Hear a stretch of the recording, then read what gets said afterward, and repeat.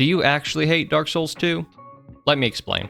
I always thought I hated Dark Souls 2, but then I found out there were actually two versions of it. There's the vanilla version, and the Scholar of the First Sin version. There are some pretty extreme differences between these two versions of the game, mostly when it comes to enemy placement and the number of enemies.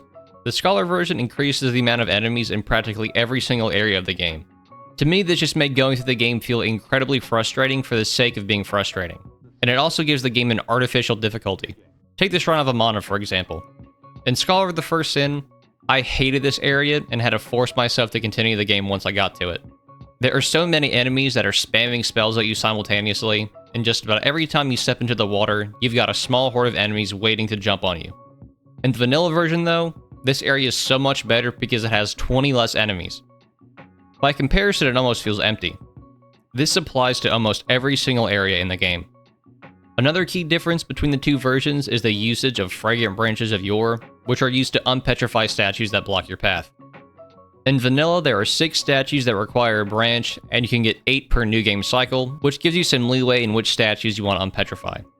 But in the Scholar version, there are 17 statues, and you only get 17 branches per new game cycle, making you have to choose very carefully when you want to use a branch.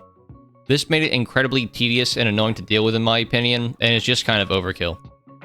I could go on for a while talking about the differences between these two versions, but maybe you can try both versions out yourself to answer the question.